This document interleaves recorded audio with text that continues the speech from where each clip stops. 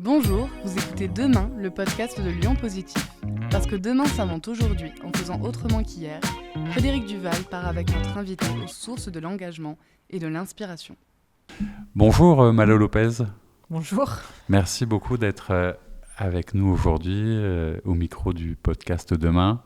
Tu connais un peu l'idée et le principe de ce podcast, c'est d'accueillir des personnes qui font des choses un peu différentes, un peu décalées et qui essayent de construire le monde de demain un peu différemment. On va parler avec toi de théâtre et puis de handicap.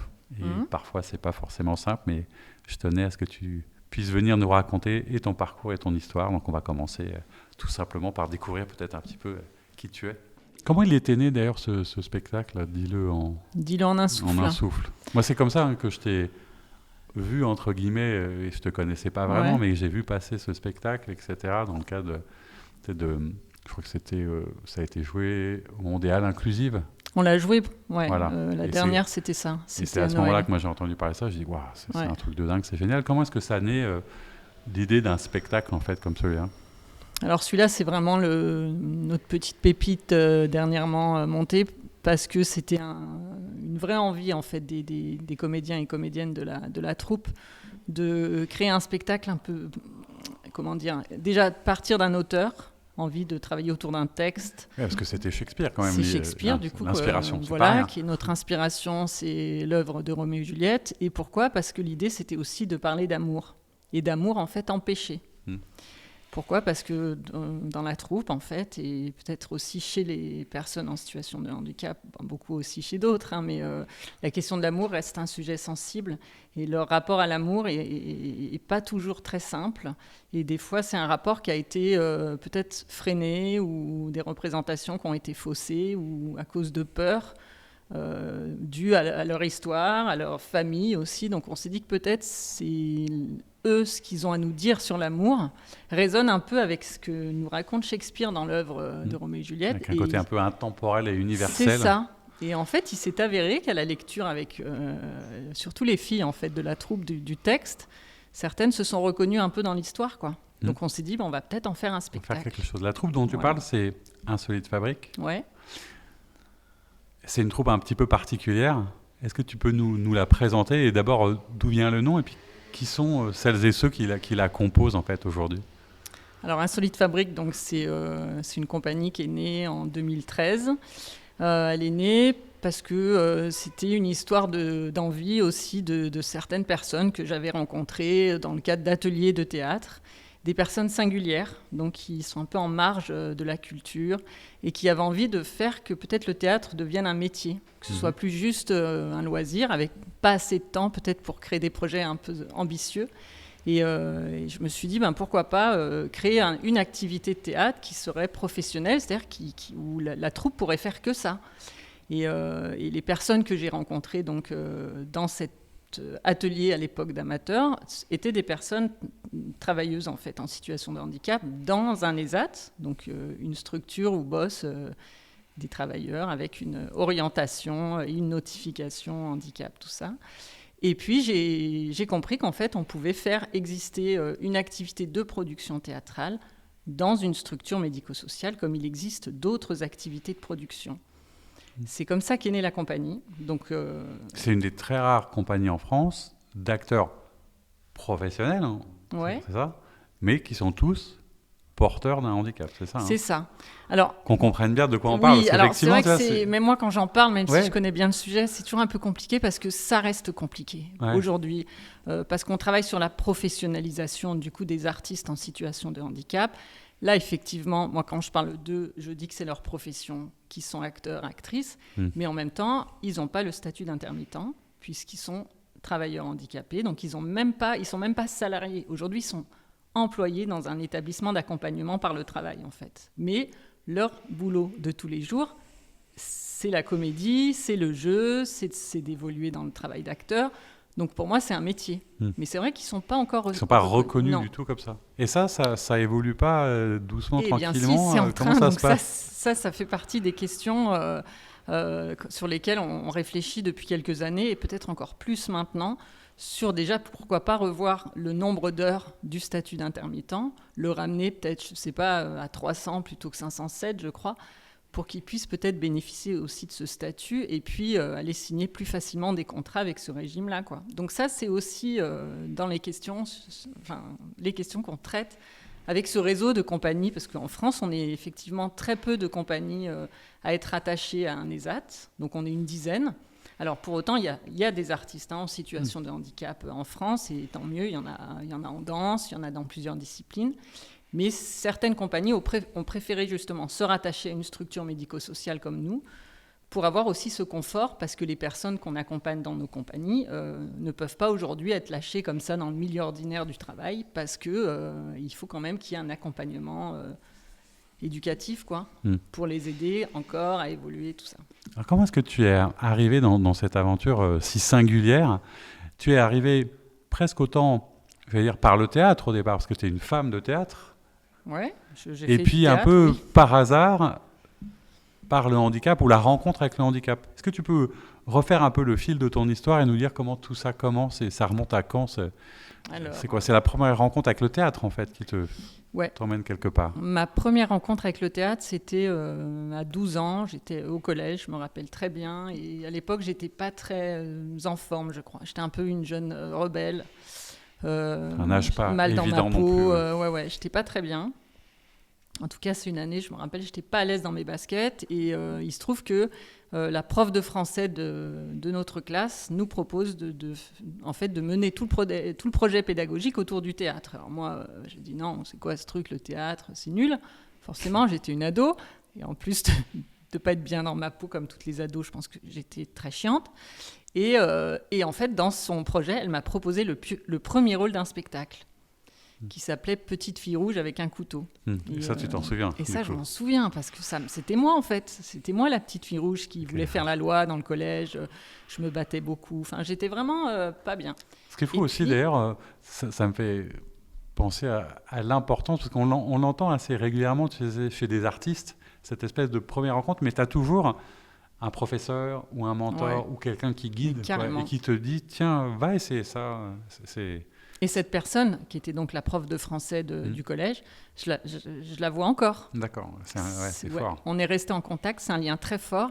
C'est une personne qui suit mon travail et à qui je peux confier des fois des petites choses et qui est très attentive aussi à l'évolution de ma carrière. Et voilà, c'est quelqu'un en qui j'ai vraiment confiance. C'est chouette. Et c'est comme ça que j'ai eu envie après de continuer à faire du théâtre. Et ça m'a vraiment aidé aussi, moi, à évoluer, à grandir.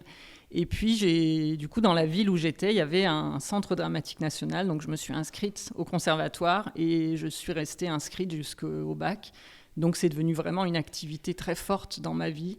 Mais à ce moment-là, tu te dis pas, tiens, je vais faire carrière là-dedans. Si, quand bien même, sûr. C'est venu progressivement. Oui, c'est venu progressivement. Et quand je suis arrivée du coup au bac, j'avais déjà 5 ou 6 ans de théâtre. J'y allais énormément. Et là, je me suis dit, mais je vais en faire un métier. Il y a des écoles, je me suis renseignée. Et j'ai été quand même un peu freinée par ma famille qui avait un peu peur quand même que j'arrive pas à aboutir. Un peu saltimbanque, c'est pas très bien vu encore. Et puis c'était pas très bien vu et c'est vrai que c'était pas évident d'en faire un métier. Et donc j'ai passé quelques concours en fait en France, mais un peu en cachette. Et j'ai pas été choisie dans les grandes écoles parce que je pense que j'étais pas assez préparée, tout simplement. Et puis peut-être que voilà. Mais j'ai quand même pris des cours dès que je suis arrivée à Lyon, dans les pentes de la Croix-Rousse, dans des petits théâtres parce que ça ne me lâchait pas. Et en parallèle, j'ai quand même dû faire des études universitaires. Donc, je suis allée en faculté de psychologie clinique. C'est pas n'importe quelles études. Non. Est-ce que ça, pareil, c'était comme une vocation ou ça s'est fait un peu par hasard ? Parce qu'on ne fait pas psycho tout à fait par hasard non plus, surtout psychoclinique. En fait, j'ai un peu fait ça parce qu'il n'y avait pas de place en lettres. D'accord. Je m'étais dit par dépit ou par défaut. Un peu par dépit parce que je voulais faire des lettres en me disant c'est bien, je vais pouvoir avec les textes, etc. Voilà, je vais pouvoir me cultiver, lire des bouquins, aller plus loin là-dedans. Et puis il n'y avait pas de place, donc il y avait de la place en psycho. Je suis partie en psycho et pourquoi en clinique ? Parce que c'était un peu prestigieux de faire clinique. Oui, puis c'est une très belle école lyonnaise. C'est reconnu à Lyon 2 notamment, mais la psychoclinique c'est quelque chose de. Je me suis retrouvée là et j'ai plutôt drôlement bien apprécié aimé les cours. Peut-être que j'aurais dû faire social, parce que vu après la suite. Et en fait, c'est dans ce parcours d'études que j'ai fait un stage dans une école d'adolescents en situation de handicap mental quand j'étais en 3e année. Et je suis rentrée dans cette école parce que je savais qu'il y avait une classe théâtre qui était aussi une classe pédagogique, en fait, où tout le programme se faisait là-dessus pour essayer de faire avancer ces ados. Et tu avais, toi, déjà réfléchi à un regard, ou est-ce que tu avais un avis parce que quand le handicap rentre dans nos vies, c'est pas évident, mais est-ce que toi, tu étais déjà, j'allais dire, confronté à ça, ou tu avais un regard sur les choses? Tu sais, je pense à ça parce que on en avait parlé tous les deux, mais tu sais, moi, par exemple, j'ai une maman qui est handicapée, donc c'est vrai que parfois dans ma vie, ce filtre-là, ce biais-là, il existe dès le départ, mais quand on ne l'a pas forcément, est-ce que tu avais une appréhension ou pas du tout quand tu arrives, une sensibilité à ce qu'était déjà le handicap ou pas plus que ça? Franchement, sincèrement, non. Ouais. Non, j'ai vraiment découvert le handicap comme ça. Et j'ai un souvenir même d'avoir aussi vu plutôt des gamins avec une problématique adolescente aussi, ultra marquée, et en plus des troubles cognitifs, des troubles...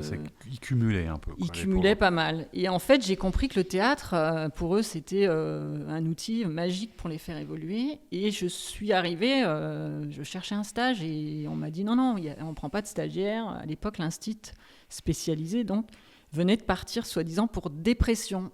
Je me suis dit, waouh. C'est peut-être pas l'école où il faut aller, ça n'a pas l'air d'aller bien. J'étais un peu naïve, jeune aussi. Ouais. Et en fait, on m'a proposé le poste d'institut spécialisé parce qu'ils ont vu que sur mon CV, j'avais quand même une belle expérience en théâtre et que ça pouvait coller. Et c'est comme ça que je me suis retrouvée du jour au lendemain institut spécialisé de cette école à temps plein. Et pour moi, c'était sympa. J'avais un job aussi. Parce que tu es jeune, tu as 22, j'avais 23 ans, voilà. Et là, j'avais jamais côtoyé ce public-là. Ça a été dur. C'est vrai que j'ai compris aussi que j'allais prendre en pleine face toutes les souffrances de ces gamins. Et peut-être que je me suis retrouvée sur le côté ado, un peu rebelle, un peu je teste les limites, je te pousse à bout, tout ça. Et en fait, je me suis dit, mais peut-être que aussi, si je les calme un peu avec la médiation théâtre, ça va les aider. Et en fait, tu t'es senti connecté à eux parce que ça te renvoyait peut-être à quelque chose. Ouais. Et tu as tout de suite senti que cet outil du théâtre, des mots, du jeu, qu'est-ce qui fait d'ailleurs que le théâtre, parce que c'est souvent quelque chose dont on entend parler qui est utilisé, pourquoi est-ce que ça permet à ces publics-là de se sentir différents, d'appréhender les choses autrement? Qu'est-ce que ça procure à quelqu'un qui fait du théâtre comme ça et qui est en situation de handicap par rapport à quelqu'un qui ne le serait pas? Est-ce que tu crois qu'il y a une différence? Est-ce qu'il y a un truc qui se passe de particulier? Alors, moi, du coup, les acteurs et les actrices que je dirige dans ma compagnie, c'est des personnes qui ont besoin aussi de repères, de codes, de cadres, pour essayer de canaliser des fois un trop-plein de quelque chose, d'exprimer des choses où il n'y a pas l'espace pour,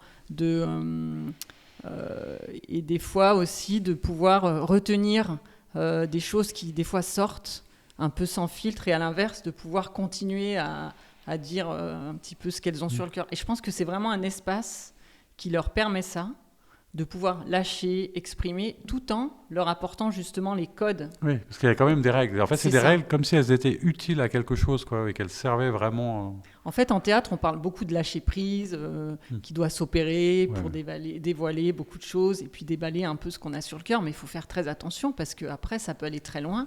Et si on n'arrive pas à retenir... ça peut nous fragiliser. Et avec eux, il y a un petit peu de ça.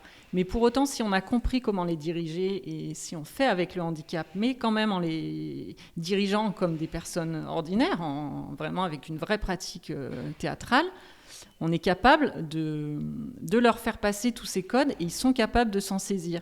Et je pense qu'ils sont bien après parce qu'ils ont compris qu'il y avait un vrai travail, qu'ils étaient capables quand même de faire les choses pour avoir cette place sur scène, sans se fragiliser, mais tout en gagnant en confiance. Et puis en reconnaissance, parce qu'il y a un statut aussi, exactement, quelque part, de l'acteur ou de l'actrice, etc., qui montre qu'ils ont réussi à traverser ça. C'est ça. Donc c'est tout ça que tu comprends au démarrage, et là tu bifurques, c'est-à-dire que après tu finis quand même tes études de psycho. Voilà. Alors je m'arrête, je vais pas en dernier cycle, c'est-à-dire je m'arrête en 4e année en maîtrise à l'époque.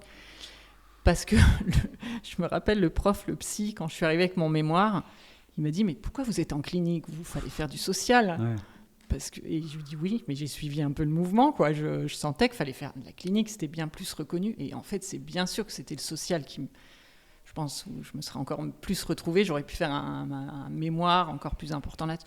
Mais comme j'étais engagée dans ce travail aussi d'instit, j'avais envie d'aller plus loin et j'ai lâché en fait. Je suis pas allée en 3e cycle, quoi. Et du coup, tu as basculé vers coup, une vie professionnelle liée au théâtre. C'est ça. Et très vite, j'ai aussi créé une première compagnie quand je bossais dans cette école pour permettre à ces jeunes, une fois sortis de cette école spécialisée, de continuer à faire du théâtre pour le plaisir, en fait. Ouais, parce qu'une des difficultés, souvent, c'est que dans l'accompagnement des personnes porteuses de handicap, il y a des moments où les choses s'arrêtent, où certains accompagnements s'arrêtent, et ils ne peuvent plus être aidés ou soutenus, ils sont un peu perdus ou délaissés. Donc toi, tu as voulu leur permettre de pouvoir continuer. Ben oui, parce que là, ça restait dans le cadre pédagogique, mais en dehors, il ne se passait plus rien. Et donc, j'ai créé une compagnie qui existe toujours aujourd'hui, qui est basée à la salle des Rancy. C'est une grosse MJC de Lyon, la Maison pour tous. Qui s'appelle comment ? Donc, elle est gérée par une association qui s'appelle Altea. Et à l'époque, la compagnie s'appelait Génération Théâtre. Donc, je l'ai vraiment lancée. Je n'étais pas seule. Et on a une très belle aventure avec cette compagnie. Mais j'ai dû cesser d'y travailler il y a 3 ans. Parce que je suis déjà bien occupée avec l'autre compagnie. Mais en tout cas, c'était une aventure qui permettait à des jeunes de passer quelques années et de se former au théâtre dans ce cadre-là et dans un lieu culturel tout à fait ordinaire.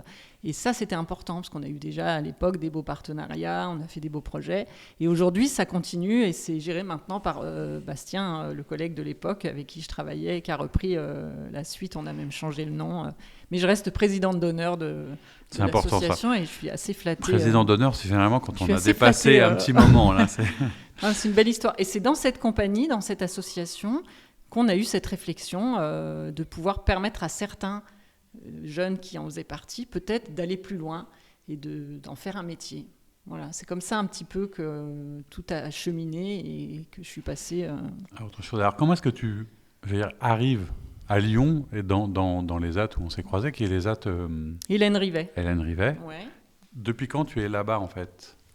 Alors, les AT, dans ces AT, travaillaient justement certaines personnes qui faisaient du théâtre dans cette association en tant qu'amateurs. Et du coup, je les avais un peu formés.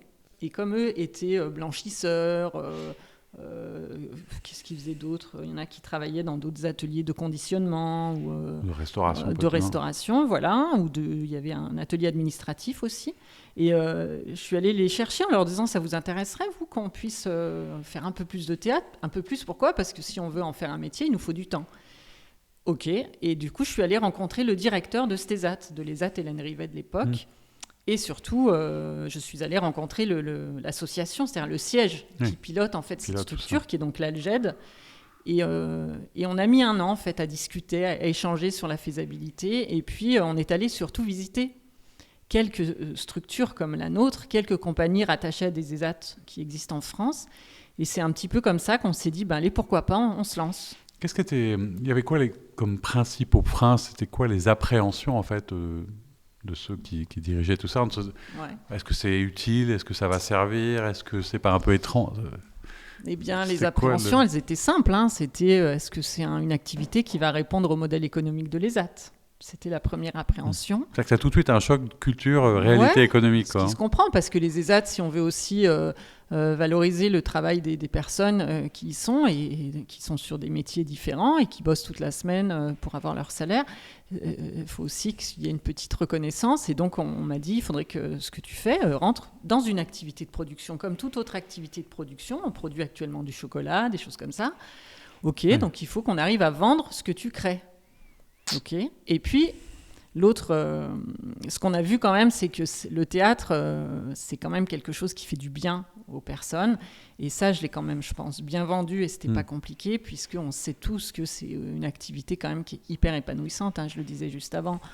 Donc, qui peut changer les personnes, les transformer même pour ensuite aller retourner, peut-être travailler sur d'autres métiers. Mais du coup, toi, ton travail à toi, c'est de jouer, d'écrire, de mettre en scène. Est-ce que tu t'es pas dit, tiens, est-ce que je sais faire ça, le rendre économiquement viable ? Est-ce que c'était une interrogation pour toi ? Est-ce que tu en as douté ? Ou ça faisait partie un peu du deal ? Tu te dis, faut qu'on trouve les moyens d'être économiquement rentable. Alors, comment on fait avec une troupe de théâtre pour être économiquement rentable ? Alors, c'est vrai que ça a été tout un truc parce que déjà, moi, quand je suis arrivée à la création du projet, j'étais intermittente à l'époque. J'avais déjà fait 10 ans d'intermittence où je faisais des mises en scène, j'animais des ateliers, je bossais dans des compagnies. Et j'ai toujours beaucoup bossé, et beaucoup avec des publics en marge de la société. Donc ça m'a permis déjà dans un premier temps d'aborder, je dirais, ces personnes, et notamment l'écriture dans les créations, d'aborder une écriture avec les personnes, c'est-à-dire de les impliquer. Donc je me suis dit, si on doit essayer de répondre au modèle économique de l'ESAT, il faut peut-être écrire des pièces avec les personnes qui y travaillent pour qu'elles s'en emparent, pour qu'on puisse peut-être parler du monde du travail. Je ne voyais pas comment j'allais écrire un spectacle d'auteur dans cette structure, puisqu'en fait, j'ai compris aussi que les clients, les personnes qui font travailler les ESAT, voilà, c'est des entreprises. Donc moi, on me demandait aussi peut-être de vendre mes spectacles à des entreprises. Donc je me suis dit, donc c'est bien ça, on va écrire sur le thème du travail peut-être. Ou du travail et en de la entreprise. Voilà, et c'est ça. Et c'est comme ça que j'ai revu un petit peu mes écritures, parce que moi j'écrivais d'autres choses avec les gens avec qui je bossais. Et là, je suis partie écrire des textes, des pièces sur le monde du travail, sur la problématique d'emploi des personnes handicapées, en lien avec l'obligation légale des 6%. Donc je me suis mise à me renseigner en fait sur le monde du travail et surtout sur l'embauche des personnes handicapées. Et j'ai compris qu'il y avait un vrai sujet. Et j'ai trouvé ça hyper sympa d'écrire sur ce thème-là. Et donc, je me suis inspirée aussi de ce qu'ont pu me raconter les travailleurs, les entreprises que j'ai rencontrées. Ouais, tu rencontres un nouvel univers, en fait. Voilà. Tu découvres tout à fait autre chose. J'ai rencontré un nouvel univers et c'est vraiment la ligne directrice qu'on m'a tracée quand je suis arrivée, quoi. Et voilà. Mais du coup, ça ne m'a pas permis tout de suite d'inscrire la compagnie dans le paysage culturel parce que ces pièces, ces formes que j'ai C'est à écrites, mi-chemin de quoi, de formation, de sensibilisation. C'est quoi la première pièce? Elle s'appelait comment, du coup La première pièce s'appelait 6% Working People. Voilà, donc 6% en référence au taux d'emploi des personnes handicapées, etc. Et ça racontait quoi, du coup? C'est une forme de sensibilisation, un peu? Voilà, c'était une forme de sensibilisation pour balayer un petit peu tous les thèmes qu'on retrouve quand une personne handicapée, avec un handicap des fois invisible en plus, vient pour une embauche et en fait n'est pas forcément recrutée parce que son handicap fait peur ou son handicap qui ne se voit pas fait peur. Et j'ai compris qu'en fait, très peu d'entreprises réussissaient à embaucher, à répondre aux quotas. Et donc, dans le spectacle, on racontait justement avec humour, parce que les comédiens avaient très envie d'en rire de tout ça, parce qu'eux ont dépassé leur handicap, c'est souvent bien. Ils ont aussi besoin de pouvoir en rire et de l'aborder différemment. C'est eux qui en parlent le mieux, donc du coup, on s'est amusé à faire passer des messages sans bien sûr donner de conseils ou quoi que ce soit. Non, quoi que ce soit. Mais t'as le souvenir un peu d'une première représentation où tu t'es dit, ouais, tiens, ça fonctionne même, ou dans une entreprise où tu t'attendais pas à être reçu comme ça, et où ça... Parce que je suppose que ça provoque à chaque fois des réactions et du public et des personnes non handicapées de l'entreprise, entre guillemets, qui... Qu'est-ce qui se passe quand vous produisez comme ça en entreprise? De toute façon, c'est simple, et quand on arrive, les gens ont des préjugés, c'est sûr. Encore plus, je pense, dans ce handicap qu'on appelle mental, parce qu'il y a une méconnaissance des troubles. C'est invisible. C'est ça. Alors, il peut être quand même visible ou invisible, plus ou moins. Mais du coup, les gens sont bluffés parce qu'il y a un vrai travail qualitatif. C'est-à-dire que je les ai dirigés. Donc, il y a eu un texte qui a été appris, avec des fois un vocabulaire du monde de l'entreprise, des codes, du travail. Et en fait, on arrive avec tout ça, on déballe le spectacle, on divertit, on fait rire. Mais en plus, on touche les gens et on les bouscule un peu. Et en fait, très vite, les gens sont hyper émus parce qu'ils se rendent compte que non seulement c'est une performance de la part des personnes, des acteurs, qui a un travail et qui sont capables, et qui a des compétences et du talent. Et en plus, c'est eux qui viennent expliquer comment ça se passe dans la boîte, quoi. Ouais. Donc moi, j'ai des souvenirs très, très forts, justement, de directeurs de gros groupes qui me disent oulala, alors moi j'en reviens pas parce que vous arrivez mieux à manager votre équipe de comédiens que moi j'arrive pas à manager mon équipe. Voilà, des petites choses comme ça, des souvenirs, et des gens qui repartent avec la banane hyper heureux en se disant il faut effectivement qu'on arrête de croire qu'avec ces personnes c'est pas possible, il faut juste prendre le temps de communiquer et puis rester... Et du coup, ça a permis de lancer l'aventure, de la pérenniser, de montrer que c'était un peu viable. C'est ça. pour progressivement essayer de passer à quelque chose, ce que tu évoquais avec tes mots, pour t'inscrire dans le paysage culturel, puisque la démarche du théâtre, c'était aussi quelque chose de culturel. Exactement. J'ai eu besoin de passer par là pour montrer qu'on pouvait donc finalement vendre des pièces et puis répondre à ce modèle économique et peut-être surtout asseoir effectivement le projet Insolite Fabrique dans la structure pilotée par l'association Alged. Et ça, je crois qu'aujourd'hui, c'est sûr, ils sont persuadés au niveau de l'association que c'est un projet qui fait du bien, qui bouscule, mais aussi qui fait bouger les choses et qui change le regard sur le handicap et qui est en train d'apporter quelque chose dans la société, côté inclusion et tout, et reconnaissance des travailleurs handicapés. Donc ça, c'est sûr qu'on a collaboré et on collabore encore à des projets pour ça. Ouais. Et toi, tu donc vois ça, que c'est bon. Ça fait changer le regard et les mentalités, parce que l'idée aussi de cet échange, c'est de voir comment est-ce qu'on peut changer les choses ou comment les choses changent et comment on peut les regarder. Tu as l'impression depuis tout le temps que les mentalités, que le regard sur le handicap évolue, ou peut-être pas si vite que ça, ou pas comme on le souhaiterait ou comme ce serait nécessaire? En fait, ça évolue parce que, quand même, mais pas assez. Enfin, là, en ce moment, on se parle au moment où il y a ce film d'Artus là, qui vient de sortir. Ouais. Et moi, je trouve ça génial qu'il y ait autant de gens qui soient allés voir ce film parce que je me dis, mais waouh, mais pourquoi maintenant ? Pourquoi ? Oui, après, en même temps, il y a un côté, c'est formidable et ça marche bien. C'est presque comme si tous les 20 ans, tu avais un film, ça me faisait penser à Intouchable à un moment, tu sais. Ouais. Et puis après, il se passe plus grand-chose, puis tout d'un coup, tu as un nouveau film Mais en fait, c'est juste que il y a ce film, et nous, ça fait très longtemps Voilà. qu'on crée des spectacles, en fait, qu'on essaye de les mettre en lumière. Mais le seul problème, je pense, c'est qu'il y a une vraie méconnaissance des œuvres artistiques que font les artistes professionnels et les gens qui bossent là-dedans. Il y a juste une vraie méconnaissance, ou alors des représentations qui sont fausses. Et il faut qu'on arrive à mettre en lumière ce qu'on fait. Et je pense qu'on est en train là d'y arriver. Mais il y a eu effectivement plus de 30-40 ans de boulot avant, puisque la première compagnie d'artistes en situation de handicap est née il y a 44 ans. Depuis, il y en a très peu. Donc ça montre quand même que ça bouge. L'inclusion, on n'en a jamais autant parlé. Alors merci peut-être les JO, merci le film d'Artus, et puis merci surtout tous les artistes qui tournent, parce qu'il y en a quand même, on n'en parle pas. Ouais. Donc il faut juste qu'on arrive à mettre en lumière ce qu'on fait et peut-être nous donner aussi un peu plus de moyens. Mettre en lumière, c'est vrai que ça a été aussi possible, parce que je sais qu'il y a eu un documentaire qui a été fait aussi sur ta compagnie, et je crois que sur le spectacle, du coup, dont on parlait au début. Est-ce que ça, comment tu l'as reçu aussi, ça comment ça s'est passé, le travail avec ta troupe, d'ailleurs? Est-ce qu'ils ont aimé, apprécié être filmés, être regardés? Comment est-ce que ça a contribué peut-être à eux-mêmes les faire changer ou les faire bouger? Est-ce qu'il y a eu un résultat après, en fait? Alors déjà, ce documentaire, c'est un super cadeau que nous a fait donc Magasin N, c'est le nom de l'atelier audiovisuel donc, qui a fabriqué ce doc.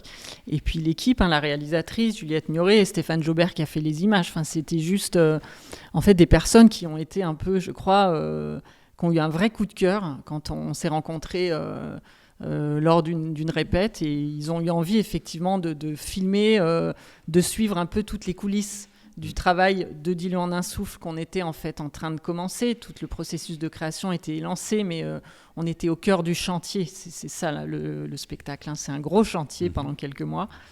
Et ils ont eu envie de venir choper justement ces moments de chantier et ces moments où justement le thème de l'amour qui ressort dans ce spectacle, qu'est-ce qu'on peut aussi dévoiler dans toutes les coulisses du travail, comment on aborde cette question avec une comédienne et sa fragilité, pour après en faire un personnage, et comment tout ça nourrit son personnage.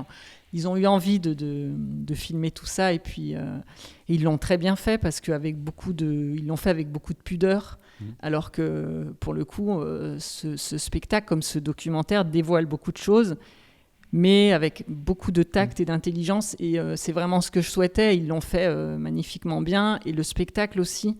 C'était ça l'idée, c'est de pas trop... C'est un subtil équilibre à trouver, c'est-à-dire que ça doit être une troupe, c'est ce que tu disais, de professionnels, tu es dans du théâtre, etc. On ne peut pas non plus oublier le caractère singulier qui est le leur, et il faut trouver sans doute un subtil équilibre entre ce qui est culturel, ce qui est professionnel, ce qui doit rester pudique, ce qui ne doit pas être dans le voyeurisme ou ce genre de choses. Bien sûr, non, mais ça surtout pas. Ouais. Et eux-mêmes, ils y sont sensibles, ils y sont attentifs, ou ils oublient parfois En fait, ils l'oublient, mais je pense que ça dépend vraiment de comment nous, on travaille avec eux. C'est-à-dire que j'ai vu tellement de personnes, et même de spectacles, où on infantilise des personnes handicapées, et elles n'aiment pas ça. Tu te mets à parler à une personne comme si elle ne comprenait pas. Et en fait, quoi. Il vaut mieux juste peut-être adapter les mots ou reprendre ce qu'on dit, plutôt que d'essayer de leur parler comme si vraiment ils étaient trop bêtes, quoi. Enfin, ça ne fonctionne pas. Par contre, il faut prendre un peu plus de temps, et puis il faut s'adapter à eux. Mais il ne faut pas infantiliser, il ne faut pas non plus mettre trop en haut tout ça, la bienveillance. C'est hyper important d'être bienveillant, mais des fois d'être trop bienveillant, on en oublie aussi peut-être le cœur du projet. Et eux, ce qu'ils aiment, les comédiens, c'est justement c'est travailler comme des comédiens, d'être bousculés, d'être challengés, aller bosser dans des vrais théâtres. Quand ils sont filmés sur un doc, faut avoir le micro dans la poche toute la journée. Il y a plein de trucs. Il y a des contraintes. Il y a des contraintes, il faut faire des interviews. Et ça fait partie du métier. Mais ils adorent ça, en fait, parce que c'est aussi ça, les mettre en lumière et montrer leurs paroles, les laisser parler sur ça et s'exprimer. Donc, faut faire attention à ça, mais ça, c'est à nous de le mesurer. Mais ça, tu le savais un peu, tu l'as appris, tu t'es conforté dedans, mais tu savais qu'il fallait les traiter, à parité, comme des professionnels, etc. Complètement. Qu'est-ce que toi, tu as appris au contact de cette carrière qui s'est faite avec des troupes un peu particulières? Est-ce que ça a changé ton regard de metteuse en scène, ta façon de travailler, ou parce que c'est comme une bifurcation que tu as faite, et là tu en es là. Est-ce que tu aurais pu faire autrement? Est-ce que en fait c'est ça que tu devais faire? Comment est-ce que tu regardes ce parcours qui a été le tien, si tu n'avais pas eu cette rencontre du départ, en fait? Et ben en fait, j'ai même pris conscience il n'y a pas si longtemps, quand moi-même j'ai vu le documentaire, où pour le coup c'est un documentaire qui parle beaucoup d'eux, où on les entend raconter ce qu'ils ressentent dans la création du spectacle, ce qu'ils ressentent dans la vie, et puis il y a quelques images du spectacle. Mais moi, on me voit aussi, j'ai compris ça, me mettre un peu à nu dans la pratique avec eux. Oui, parce qu'on te filme en train de faire. Ouais, et je me suis vue, et en fait, je me suis dit, mais c'est vraiment, et c'est ce que j'aime, je crois, quand je travaille avec eux, c'est vraiment une aventure artistique, mais c'est surtout une aventure humaine, en fait. Et je crois que c'est ça qui est chouette. Et je pense qu'aujourd'hui, on a tous besoin de ces aventures-là dans le travail, quand on s'entend bien avec son équipe, quand on est en phase sur de la création. Enfin, nous, on est là-dedans. Donc, il y a un vrai résultat. Et puis, on se sent utile, mais des deux côtés. C'est-à-dire que moi, je sens que je suis utile pour eux, parce que je les fais progresser, je les fais s'épanouir. Quand je les vois sur scène, je me dis waouh, mais qu'est-ce qu'on a eu raison. C'est excessivement impressionnant. C'est ça. Qu'est-ce qu'ils ont bien fait de me présenter ce spectacle, de me parler de ça, parce que ça fonctionne. Et pourtant, on a fait des laboratoires de recherche, on a exploré des trucs qui n'ont pas marché. Tout d'un coup, ça s'est mis à marcher. Et en fait, moi, ce qui me rend, c'est ça, en fait. C'est que tout ce qu'on a cherché ensemble, on s'est fait confiance mutuellement. Ils m'ont poussé à créer et créer encore plus, à adapter aussi peut-être des outils, à trouver des solutions pour qu'on puisse faire que cette démarche de Nico, là, qui est complètement bancale, elle va venir nourrir en fait le personnage, et ça va super bien marcher, parce que ça va devenir le code de la bande des Capulets. Enfin, ça, je parle du spectacle. Donc tout ça, là, je pense que la metteur en scène, elle est contente, parce que on a tout mis à plat, on a travaillé ensemble, et c'est ce groupe, ce collectif, cet esprit de troupe qui me nourrit, en fait, et qui fait du bien. Au théâtre et au spectacle vivant. Mais c'est aussi tous les soucis d'une troupe professionnelle. C'est-à-dire que c'est pas non plus tous les jours simples, tous les jours faciles. Non. Il faut manager, comme si c'était ce qu'ils sont, des acteurs et des actrices professionnelles, mais avec leurs particularités. Il y a aussi des hauts, des bas, des avancées. La troupe, elle a grandi. Comment elle avance? Comment tu te projettes dans les années qui arrivent? Est-ce qu'il y a des nouveaux spectacles, des nouveaux projets qui sont là? Ouais, alors là, maintenant, ça y est, on est passé à l'étape d'inscrire nos œuvres artistiques dans le paysage culturel. On va continuer nos actions donc, de sensibilisation en entreprise, dans les écoles. On fait beaucoup de médiation culturelle.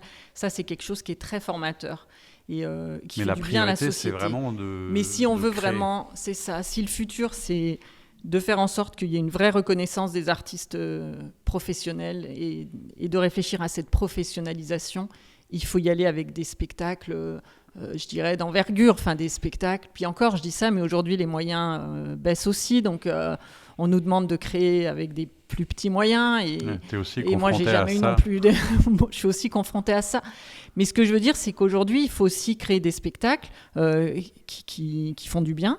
Il faut aussi s'inscrire dans la tendance. Il y a aussi une conjoncture. Il y a une société en ce moment qui va mal. Les gens ont envie de voir des choses, ont envie d'exprimer des choses. Donc, on essaye aussi de suivre tout ça. Et l'avenir, c'est de renouveler en fait les esthétiques de ce qu'on fait. C'est-à-dire, c'est de faire en sorte que les plateaux, que l'accessibilité dans les théâtres soit réglée en fait. Qu'on puisse voir sur une scène des artistes sans handicap, des artistes avec handicap, et que tout le monde travaille avec peut-être le même artiste, le même metteur en scène, le même chorégraphe, et qu'on mélange tout le monde. Et la diversité, voilà, elle est là pour moi. Et il y a de la diversité dans de la diversité, en fait. Personne n'est pareil. Donc toute cette différence, depuis toujours, fait quand même la richesse des projets, mais dans tous les secteurs, tous les domaines. Donc aujourd'hui, il faut juste qu'on en ait conscience, je pense. Et cette conscientisation, elle arrive tard. Mais j'ai l'impression qu'on n'a jamais quand même autant parlé de la question de l'inclusion cette année et que côté culture, c'est en train quand même de se démocratiser et on travaille vraiment pour que même les écoles, les conservatoires fassent une place aux artistes qui sont en marge de la société, qui n'ont pas pu bénéficier de tout ça parce que jusque-là, ce n'était pas possible. Mais ça aussi, ça bouge. Ça bouge. Est-ce que les pouvoirs publics, les institutions, les collectivités, on est ici à Lyon c'est connu, quand même, il y a un terreau de l'engagement, de la solidarité, d'une vie particulière. Est-ce que tu as l'impression qu'il y a plus de soutien qu'ailleurs, ou il faut aussi aller se battre pour être soutenu? Est-ce que tu te sens entouré, épaulé dans ce projet qui demeure quand même assez unique, toujours en France? Est-ce que ça a aussi des choses qui ont changé depuis un moment, ou pas encore comme tu le voudrais? Ça n'a pas encore, enfin, en tout cas pour ma part, nous dans notre région peut-être, dans notre région ça fonctionne sûrement différemment, mais pour autant je pense qu'il faut qu'on arrive tous à travailler sur le territoire, dans les régions, quand même de la même façon. Mais ça a du mal à bouger, mais ça bouge. Pourquoi ça a du mal à bouger? Je pense que c'est parce que ce statut vraiment d'artiste professionnel n'est pas complètement assis encore. C'est-à-dire que nous, comme ils sont rattachés à des structures médico-sociales, c'est pas écrit intermittent, c'est pas écrit non plus salarié, comédien sur leur fiche de paye. Donc c'est ça aussi peut-être qui bloque. Mais justement, on travaille là-dessus. Donc je pense que quand tout ça sera réglé, peut-être que ce sera plus facile d'obtenir aussi les mêmes subventions et puis d'être labellisé, et d'être conventionné comme d'autres compagnies. Mais il y en a déjà qui ont réussi à le faire. Nous, il se trouve qu'on a pris plus de temps, on prend plus de temps, on n'a pas été éligible encore jusque-là, tout simplement parce qu'on est un peu comme une compagnie émergente qui arrive maintenant avec un spectacle un peu plus ambitieux, parce que voilà. Mais je pense quand même que c'est en train de bouger. En tout cas, le réseau des compagnies françaises, des artistes en situation de handicap, on s'est retrouvés encore il n'y a pas très longtemps au CNCA, donc c'est le Centre national de création adaptée de Morlaix, donc qui existe depuis peu de temps. Et il y a eu donc une après-midi avec des sénateurs à qui on a pu faire des propositions. Donc c'était il y a 15 jours à Paris. Et d'autres compagnies comme nous, d'autres réseaux, ont fait un peu les mêmes propositions. Donc en fait, on se rend compte qu'on est tous quand même à attendre un petit peu les mêmes choses. Donc on est tous à vouloir que les choses évoluent dans le bon sens. Et on sent quand même que les politiques, les sénateurs, là, étaient très à l'écoute. Un peu plus, le ministère de la Culture aussi, quand même, est plus attentif.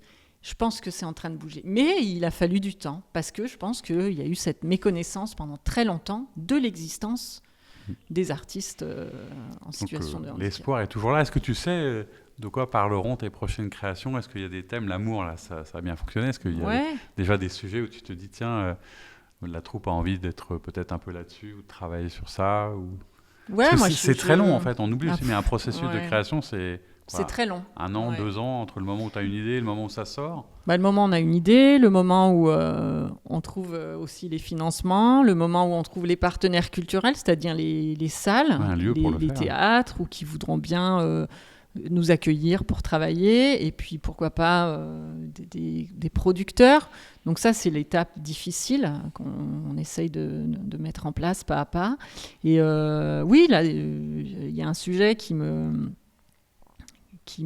questionne depuis quelque temps, qui est un sujet qui est parti d'un des comédiens de la compagnie il y a quelques mois, un comédien qui avait plus de difficultés que les autres à parler de son handicap. Et puis un jour, je lui dis, mais toi, c'est quoi en fait ton handicap ? Il me dit, mais moi, j'ai pas de diagnostic en fait. Mais sur mon dossier MDPH, c'est écrit lenteur. Ok. Et ça m'a fait hyper réfléchir parce que je lui ai dit, mais en fait, c'est quoi être à la bonne vitesse aujourd'hui là ? C'est toi, si t'es lent, c'est quoi la bonne vitesse ? Et en fait, on s'est amusé avec ça. Oui. Et de là est parti tout un questionnement sur, effectivement, dans cette société-là qui va de plus en plus vite, qui c'est nous quoi demande... le bon rythme ? C'est ça. Et j'ai regardé mon comédien et je lui ai dit, mais est-ce que c'est pas toi, en fait, qui nous permet de faire un peu une pause, des fois, dans ce tourbillon de la vie et ce temps derrière lequel on est tout le temps en train de courir ? Est-ce que toi, t'es pas en train de nous faire du bien avec, justement, ce côté plus lent, plus réfléchi ? Et voilà, et tout un questionnement est parti de ça. Donc ça va être effectivement une prochaine création qui part de ça. Et à côté, on a un comédien dans la troupe qui est plutôt hyperactif et il me fait marrer parce que j'arrête pas de lui dire de ralentir. Il sera à contre-emploi, lui, peut-être. Il sera à contre-emploi. Donc voilà. Et ça a parlé à la troupe, ce sujet un peu. Ouais, ça a pas... tu le mets quoi en mode très collaboratif à un moment, tu dis voilà, j'ai cette idée-là. Ouais. Et puis tu échanges pour voir si ça marche et si les gens ont envie de co-écrire ou de travailler avec toi, parce que c'est ça. Alors ça, c'est un projet où je voudrais qu'on fasse ce qu'on appelle une vraie écriture au plateau. C'est-à-dire que j'ai vraiment envie qu'on se pose à un moment donné et qu'on réfléchisse à cette question. Alors j'ai déjà commencé à lire des bouquins sur le sujet, sur l'accélération et l'aliénation, et je voudrais travailler avec un chorégraphe, avec des danseurs aussi. Comment on peut écrire justement corporellement avec le mouvement cette idée de temps. Comment est-ce que ça s'écrit ? Comment ça se traduit ? Comment ça se montre ? C'est ça. Ouais. Donc en fait, on est, pour l'instant, c'est une ébauche. C'est un peu écrit, mais rien de très concret. Et puis c'est surtout en réflexion parce qu'on a très envie de faire aboutir cette création avec les comédiens. Mais il se trouve que ce garçon qui m'a amené cette idée de lenteur est décédé il y a 15 jours.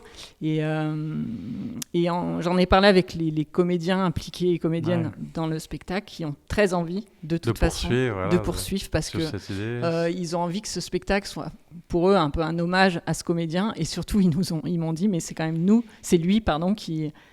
qui nous a un peu fait réfléchir à tout ça, donc on ne peut pas se passer de lui. Il faut que ça se transmette, ça diffuse, etc. Exactement. Donc on va rester sur cette idée de lenteur, mais bon, il n'y a pas encore de titre. Non, mais on va suivre ça avec attention. C'est ça. Donc une création part des fois de pas grand-chose, et puis on l'amène loin, le plus loin possible. Voilà. Ça fait combien de temps maintenant, Insolite Fabrique ? Et on est dans notre 11e année, là. Comment tu vois demain, puisque tu sais, c'est un peu la thématique de comment est-ce qu'on se projette. Ce serait quoi le changement que tu appelles, toi, de tes voeux sur ce qu'on disait, sur une meilleure connaissance, une meilleure prise de conscience, etc. Et comment tu te vois travailler dans quelques années, toujours, je suppose, avec cette troupe ou dans cet univers, mais c'est quoi demain idéal dans ton activité ?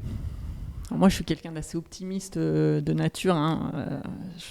Je crois assez...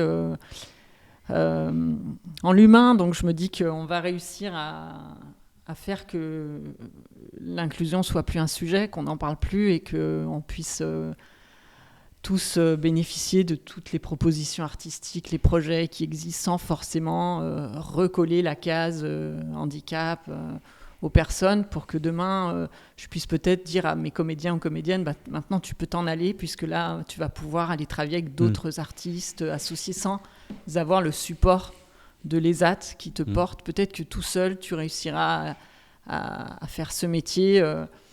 Donc ça, c'est pour peut-être des projets individuels. Mais maintenant, moi, comment je me vois, c'est que peut-être cette compagnie puisse encore évoluer et qu'on puisse peut-être la déplacer, la sortir en fait de la structure et qu'elle puisse peut-être un jour être une compagnie dans un tiers lieu, résidence, dans un lieu peut-être culturel, mais qui soit pas un lieu protégé, où juste nous on vient travailler là. Ce qui serait la preuve ultime, j'allais dire, à la fois de la réussite c'est ça. Et de la rentabilité entre guillemets, c'est-à-dire que ça puisse vivre tout seul sans être C'est ça. Encadrer ou protéger, quoi.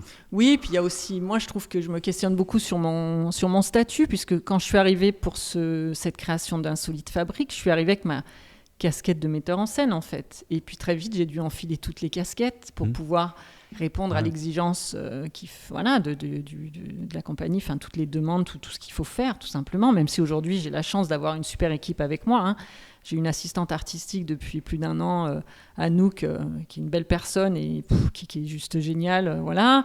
Il y a Diana qui est éduque, qui est monitrice, donc qui est là aussi avec nous. Et on fait une équipe de 3, là, et on s'entend super bien et ça fonctionne. Mais je pense que moi, j'ai un peu envie des fois de retrouver un peu plus ce titre de metteur en scène parce que ce que j'aime quand même tout au fond de moi, c'est la création, c'est les diriger. Et ça, j'ai un peu moins de temps pour ça et ton métier a changé un peu, tu as envie de le retrouver, peut-être les fondamentaux. C'est ça, donc j'adore être à la direction aussi du projet et puis embarquer tout le monde dans ses aventures, aller chercher des projets, des financements. Mais je ne le fais pas seule parce que je ne pourrais pas. Et voilà, donc ça serait aussi peut-être retrouver un peu plus cette casquette et avoir un peu plus de temps pour créer. Et puis voilà, mais... ça, c'est dans un monde idéal et puis ça va se faire doucement. Si on a plus de moyens dans le futur, peut-être qu'on pourra un peu déléguer encore des choses plus administratives et puis je prendrai plus de place sur cette partie créative, quoi. Et ben, en tout cas, c'était super que tu puisses venir nous en parler. Moi, j'avais été très impressionné par ton travail, par tout ce qui est fait et puis par cette cause, etc., effectivement, qui nous tient à cœur, qui me tient à cœur. Donc, j'avais envie que tu puisses nous le raconter, nous le partager. Donc, on va te suivre avec attention. Merci. Merci beaucoup d'avoir été avec nous. Et puis, à très vite pour la suite. Il faut suivre ce qu'on fait. Il faut suivre notre agenda pour voir quelles sont nos dates. On diffusera ça, évidemment. Ouais. Merci à toi. Belle journée. Merci.